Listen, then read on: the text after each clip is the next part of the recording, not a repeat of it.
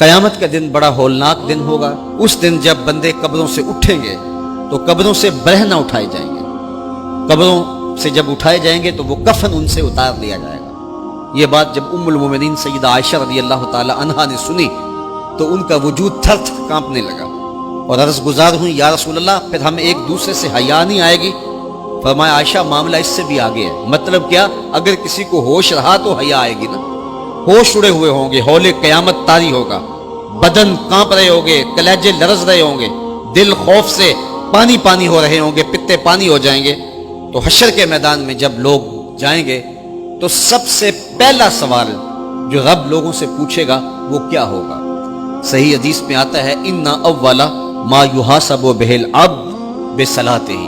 قیامت کے دن بندوں سے اللہ تعالیٰ سب سے پہلا سوال یہ پوچھے گا کہ کیا تم نے نماز پڑھی تھی؟ سب سے پہلا سوال یوم حشر میں قیامت کے دن نماز کے بارے میں، اور اللہ تعالیٰ جل شانہ قیامت کے دن لوگوں کو اپنے حضور سجدہ ریز ہونے کا حکم دے گا کہ آج مجھے سجدہ کرو۔ دنیا پر کوئی سجدہ کرتا ہے یا نہیں کرتا؟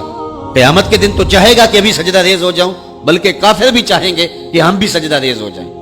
جب اللہ کی طرف سے سجدے کا حکم ہوگا تو بتوں کو سجدہ کرنے والے بھی سوچیں گے کہ آج ہم رب کو سجدہ کریں کہ اس کے حکم کی تعمیل ہو جائے، لیکن سجدہ کرنا چاہیں گے تو بے نمازیوں کی کمر اکڑ جائے گی، وہ سجدہ کرنا چاہیں گے بھی لیکن سجدہ نہیں کر سکیں گے، اور پھر رب کے سامنے جو ذلت اٹھانا پڑے گی، جو رسوائی اٹھانا پڑے گی، اس کو لفظوں کا پیراہن نہیں دیا جا سکتا۔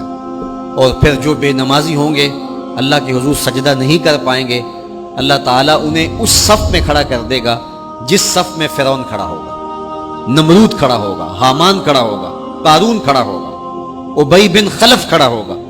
دشمنان خدا جس صف میں کھڑے ہوں گے بے نمازی کو اس صف میں کھڑا کر دیا جائے گا۔ میری لمبی تقریر نہیں، میں یہ آپ سے پوچھتا ہوں اور اپنے آپ سے پوچھتا ہوں، کیا ہم یہ گوارا کرتے ہیں کہ حشر کے دن ہمیں فرعون کے ساتھ کھڑا کر دیا جائے؟ کیا یہ ہم گوارا کرتے ہیں کہ حشر کے دن ہمیں نمرود کے ساتھ کھڑا کر دیا جائے؟ کیا یہ ہماری طبیعت اس کو برداشت کر سکے گی کہ رسول اللہ کے دشمنوں کے ساتھ ہمیں کھڑا کر دیا جائے؟ اور کیا میری مائیں اور بہنیں اور بیٹیاں یہ گوارا کر سکتی ہیں کہ رسول اللہ کی راہوں میں کانٹے بچھانے والی ام جمیل کے ساتھ انہیں کھڑا کر دیا جائے؟ یقیناً ہم کبھی نہیں چاہیں گے، ہم یہ رسوائی کبھی برداشت نہیں کر سکتے۔ ان کے پاس کھڑا ہونا ہی قیامت ہے، ان کے ساتھ کھڑا ہونا ہی عذاب ہے، اور پھر ان کے اوپر لعنتیں بھی برس رہی ہوں گی، اور ان کے چہروں کے اوپر تارکو لک مل دی جائے گی، اور وہ رسوائیوں کے گڑھے میں ہوں گے، تو ان کے ساتھ کھڑا ہونا تو بہت بڑا عذاب ہوگا۔